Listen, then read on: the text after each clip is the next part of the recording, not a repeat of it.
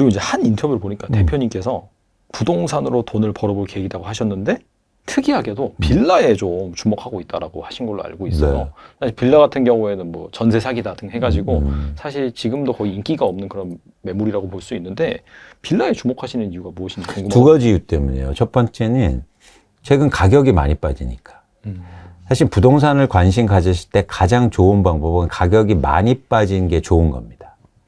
부동산은 왜냐면 사용 가치가 있기 때문에. 빠질수록 가치 투자가 가능해요.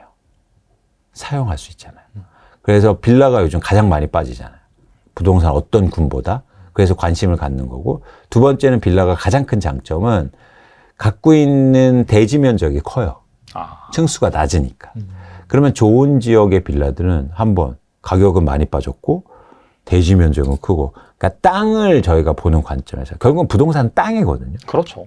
그러니까 땅을 보는 관점에서 보면 매력적일 수 있다고 보는 거죠. 선별해서 보면. 네. 근데 사실 빌라 하면은 싸게 사면 좋긴 한데 나중에 잘 팔릴까? 약간 그런 걱정? 우려가 좀 있잖아요. 맞습니다. 그래서 빌라는 시간이 많이 필요해요. 근데 싸게 살수록 나중에 수익도 좋을 수 있고, 그리고 땅이라는 가치가 있기 때문에 어쨌든 시간의 문제긴 한데, 유동성의 문제, 시간의 문제긴 한데, 대신 이제는 투자하는 절대 금액이 적잖아요. 그러면 오래 기다릴 수 있게, 내가 아파트 사는 막 10억씩 들어갔어. 그러면 막 이거를 10년, 20년 기다리기 힘들지 않습니까? 그죠?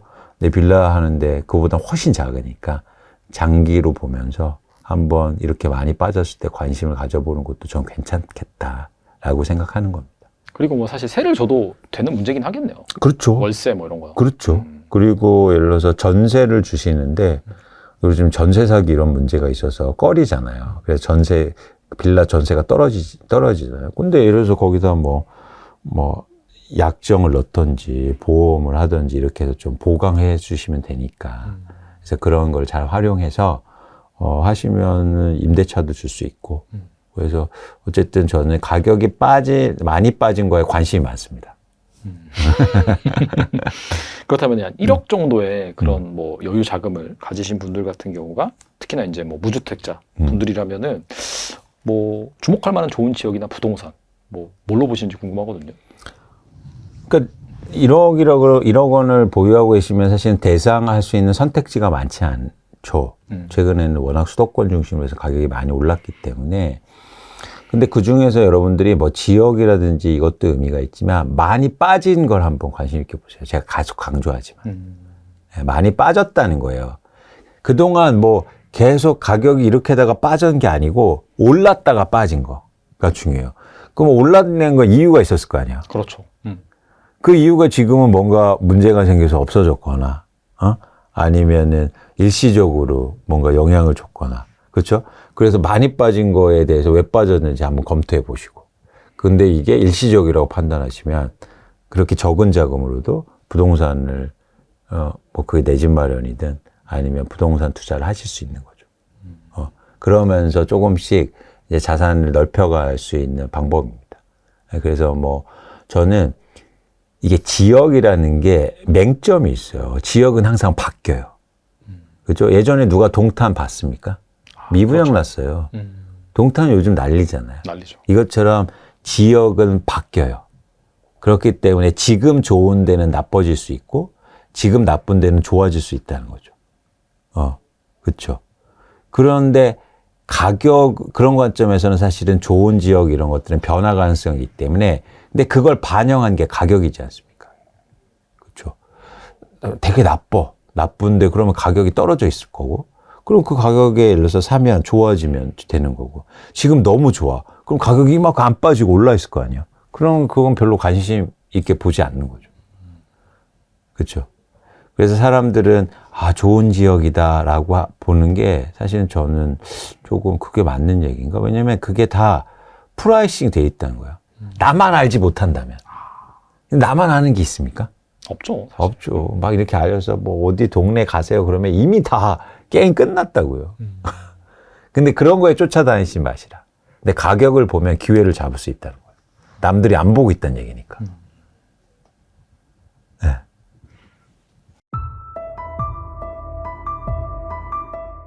1억 정도의 목돈으로 실거주 부동산을 찾는 무주택자가 있다라고 예. 한다면은 어떤 부동산에 주목하면 좋을까요? 서울에서 최대한 주요 지역에 있는 동시에 회복이 덜 됐고 금매가 남아있는 지역의 아파트를 사는 게 제일 좋을 거라고 생각을 하고요. 이번 기회에 가능하면 경매 공부하시면 좋을 것 같아요. 역시나 1억 정도도 경매로 확실히 보는 게 좀 더 예. 현실성이 있겠네요. 근데 경매가 장단점이 있어요. 사람들이 경매하면 무조건 싸게 사고 돈을 벌고 좋다고 생각을 하지만 제 경험상 경매는 아까 말씀드린 3대 요소 중에 시간을 잡아먹어요. 그러니까 낙찰을 받는다는 보장이 없어요. 그리고 그렇죠, 맞아요. 낙찰도 잘못 받으면은 이게 모르거든요. 잘 받아야 돼요. 폐차를 계속 하다 보면 조급해져요.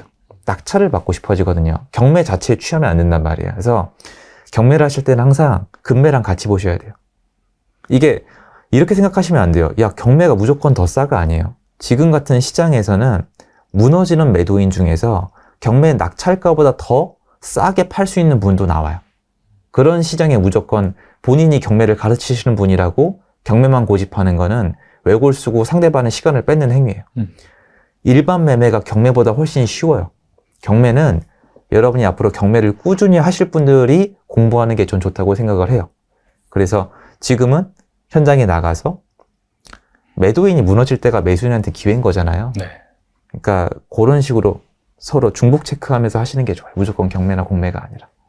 그리고 이제 영원에서 1억이 되는 건 어렵지만 1억을 10억으로 만드는 건 금방이다 이런 말이 있더라고요. 예. 만약에 이런 분들한테 예. 1억을 한 10억으로 불릴 수 있는 뭐 방법 예. 소개해 주신다면 뭐가 있을까요? 1억을 10억으로. 일단 요거는 틀린 말이에요. 영원에서 1억이 더 쉬워요. 아, 그래요? 예. 왜냐면 영원에서 1억은 노동소득으로 모을 수가 있거든요. 그렇죠, 맞아요. 이거를 여기 안에 절대적으로 넣어야 되는 개념이 있어요. 시간. 시간. 몇 년 안에 이렇게 만들 수 있니를 물어봐야 돼요. 예를 들어서 영원에서 1억까지 모으는데 일반적인 직장인이 얼마나 걸릴까요? 아예 진짜 예전에 저처럼 돈을 아예 안 쓰고 난 거지다. 소비란 것 자체가 저는 일을 하나만 한 적이 없거든요. 전 일하는 일하고 돈 쓸 시간이 없어서 자동으로 모였어요. 그리고 돈이 딱 들어오면은 적금 예금에 다 넣어버렸어요. 그러니까 쓸 돈이 하나도 없었어요. 그러면 모인단 말이에요. 그러면 그래도 10년 이내에 모을 거 아니에요. 근데 상식적으로 생각을 해보세요. 10년 이내에 10억을 모으려면요. 1년에 내가 1억씩 남겨야 되거든요. 그럼 연봉 1억 받으면 된다고 생각하는 분들은 아직 순진하고 어린 분들이에요. 연봉 1억은요. 한 달 월급이 600에서 650 찍혀요. 그리고 이 정도 연봉을 받으면 아무래도 너무 일이 힘들기 때문에 소비를 좀 하시거든요. 그리고 가정이 있거나 자녀가 있으면은 소비를 안 하는 게 잘못된 거예요. 그럼 못 모아요. 연봉 1억이 한 달에 모아봤자 3, 400이에요. 한 달에 3, 400 모으면 1년에 3, 4천 모으는 거잖아요. 10억 만들려면은 이렇게 계산해도 20년이 걸려요. 이거를 1억에서 10억 가는 게 쉽다라고 얘기한다면 정신이 나간 거죠.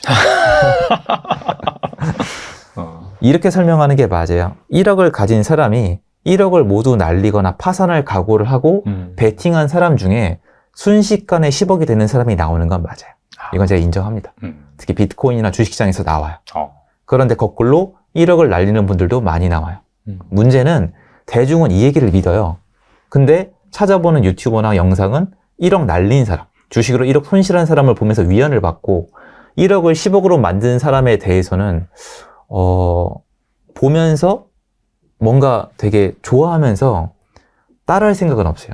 예를 들어서 부동산으로 1억으로 10억을 만들려면 어떻게 해야 되냐면은 1,000만 원으로 한 채씩 세팅을 해서 이게 10배가 돼야 되거든요. 이게 무지막 엄청 힘들어 보이지 않으세요? 근데 제가 플레이했던 시장에서 이런 사람이 많이 나왔거든요.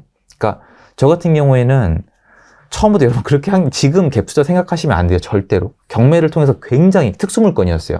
싸게 받아서 아파트를 사고 전세를 맞추면 내 손에 돈이 막 4, 5천이 남아요.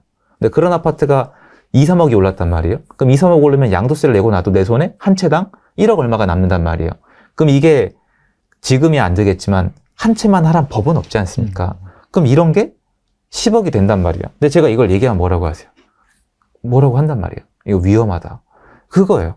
그러니까 리스크를 아무것도 동반하지 않고 리스크를 추구하지 않는 사람 입장에선 0원에서 1억이 훨씬 쉽고 1억에서 10억은 가능 여부를 알 수가 없어요. 근데 리스크를 기꺼이 끌어안고 도전하는 사람, 실패할 수 있는 확률을 인정하는 사람 입장에서는 이 사람들 입장에서는 1억에서 10억이 더 쉬울 수가 있죠. 왜냐면 영원이면 아까 제가 얘기한 것처럼 영원에서 1억이면은 정말 엄청 리스키한 걸 건드려야 돼요. 투자금이 없는 거잖아요. 거의 엄청 많이 불려야 되는데 1억에서 10억이면 10배만 불리면 되거든요. 1억이면은 생각을 해보시면 진짜 많이 불려야 돼요. 뭔가 1, 200으로 시작하거나 4, 500으로 시작했을 때 몇십 배를 불려야 된단 말이에요. 그거보단 이게 나을 수도 있겠죠. 들어갈 수 있는 영역이니까. 그리고 몇백만 원 가진 자산으로 하는 것보다 1억 자산을 가지고 한 게 이래도 위험해 보이시겠지만 엄연히 따지면은 내가 투자금이 있을수록 리스크는 덜해요. 조금 더 진입하는 사람들이 돈이 있기 때문에. 그러니까 옛날에 잡코인이라 좀 좋은 코인 있잖아요. 뭐 비트코인이나 이더리움 비교하시면 생각이 쉬울 것 같아요. 1억 정도 모은 무주택자가 지금 좀 집을 살까 말까 고민하고 있다라고 한다면은 어떻게 투자 조언을 해주실 수 있을까요? 네. 무주택자의 입장에서 저는 그렇게 생각해요. 제가 2012년에 첫 집을 샀는데 그게 지역명을 정확하게 얘기하면 또 그 지역명이 싫어할 테니까 모르겠는데요. 강북구에 무슨 노후빌라예요. 그때 당시로도. 그러니까 2012년에도 거의 30년 된 거라서 한 80년대 쯤 빨간 색깔 벽돌 그런 빌라인데 방 3개 있다고 하더라도 거실이 거의 없는 시기죠. 방으로 그렇죠, 만드는 거실이 적은. 음. 그 전용 한 50제곱미터. 그때가 제가 1억 1천에 샀어요.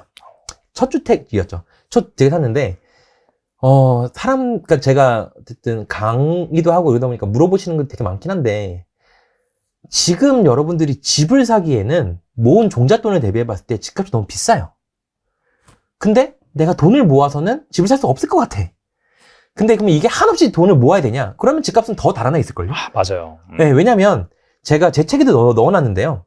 제가 2010년에 입사를 해서 제가 10년 회사원 다니다 그만뒀거든요. 여기 처음 나왔을 때도 거의 그만둔 지 얼마 안 됐을 때였을 거예요. 근데 그때 제 월급이 200에서 제가 10년 회사 다니고 그만둘 때가 월급이 300이었어요. 그때가 그러면 월급이 50% 뛴 거잖아요. 근데 그 10년에 서울에 괜찮은 아파트 단지는 4, 5배 뛰었을걸요? 그리고 그때 당시에 M2 유동성이라고 하는 제가 아까 얘기했던 우리나라의 통화량이 1800조 원에서 거의 3800조 원으로 얘도 2배가 뛰었어요. 그러니까 여러분의 근로는 모르겠어요. 워낙 불특정 다수기 때문에 물론 요즘 돈 잘 버는 사람 되게 많아요. 근로소득이 높은 사람 진짜 많아요. 연봉 1억 넘는 사람이 100만 명 넘는다고 하더라고요. 그렇게 많아요? 많아요. 많대요. 그러니까 집값 비싼 거예요. 근데 내가 돈을 못 버니까 체감이 안 되는 거예요. 그러니까 그런 쪽으로 좀 생각을 해야 되는데 그게 어렵거든요. 7억 넘은 것도 0.1% 인원도 연봉 7억 넘고 막 그렇더라고요. 그러니까 강남 아파트가 비싼 건 그 사람들이 가서 살아야 되니까. 성수나 용산 비싼 것도 다 그런 맥락인 건데 그래서 저 같은 경우는 그때 당시에 집을 사고 뭐 1억짜리라도 대출 70% 받고 했기 때문에 투자를 이어갈 수 있었거든요. 저는 근데 이게 좀 맞다고 생각해요. 왜 맞다고 생각하냐면 내 집이 없이 투자를 하기가 쉽지 않아요. 보통 사람들은 내가 집 살 바에 투자를 먼저 해서 종잣돈을 굴려서 더 좋은 집 사야지 라고 보통 저한테 얘기하시거든요. 그게 되게 어려울 거예요. 남의 집에 월세나 전세 살면서 내가 투자를 하고 돌아다니면서 수익을 보실 수 있다는 게 말은 쉬울 것 같은데 막상 해보시면 되게 하기가 어려워요. 왜? 내가 안정이 되어 있어야, 내 거주지가 안정되어 있어야 그래도 투자 좀 해볼까? 뭐 할까? 이런 생각이 들거든요. 근데 내 거주지가 불안정하면 투자로까지 이어지기가 더 어렵다는 얘기죠. 그럴 확률은 되게 조금이에요. 투자를 진짜 잘하시는 분, 아니면 공부를 많이 하시는 분, 아니면 내 근로소득 말고 이 투자 쪽으로 진짜 많이 넘어오시는 분들이 있어요. 매 주말마다 임장 가시고 부동산 공부 진짜 많이 하시고 이러신 분들은 한번 도전해보라. 실거주 집이 없다 하더라도 먼저 투자하신 다음에 그 번 돈으로 실거주를 좋은 거 사셔라 라고 얘기를 하겠지만 그게 아닌 일반 사람이 그냥 얘기하신다면 조그만 집이라도 내 실거주를 먼저 하시고 왜? 부동산이 내가 지금 있고 없고 유주택이고 아니고에 따라서 바라보는 방향성이 되게 많이 다르거든요. 무주택 입장에서는 우리나라 세금이나 뭐 아니면 세금도 다 그렇게 무주택자나 1주택자 입장에서는 더 집을 못 사게끔 만들어 놓은 게 많아요. 그게 이제 1가구 1주택 비과세잖아요.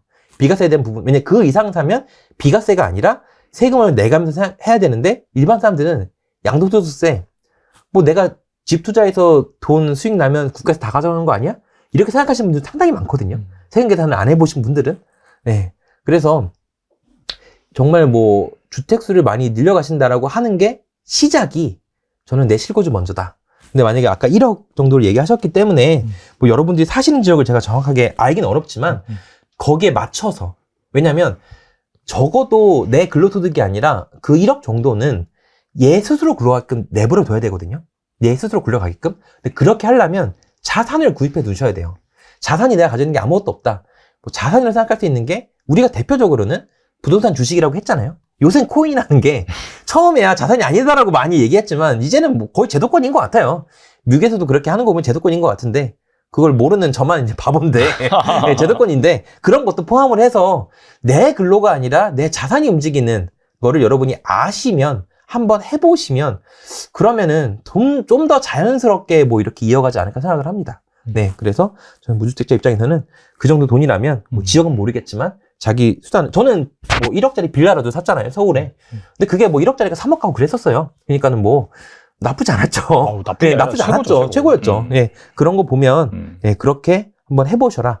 왜냐하면 그 1억 가지고 예적금 넣어놓으시는 거는 그거는 오히려 물가 상승률 대비했을 땐 마이너스이거든요. 예적금 해보시면 뭐 3, 4%일 거잖아요. 근데 물가 상승률이 요새 뭐 한 5%만 따져봐도 결국 은행에 넣어놓는 거는 내가 손해를 보고 가져가는 거니까 그것보다. 근데 저는 부동산 책을 가지고 지금 나왔지만 여러분에게 부동산 무조건 하셔라 이건 아니에요. 내가 부동산 투자에 안 맞으면 오히려 스트레스 받으면서 하는 건 저 아니라고 생각해요. 다만 부동산이 아니더라도 주식이든 뭐 코인이든 나머지 뭐 기타 다른 어떤 거라도 내가 맞는 내 투자 성향에 맞는 걸 찾아보셔라. 이게 저는 가장 첫 번째 스텝이라고 생각합니다.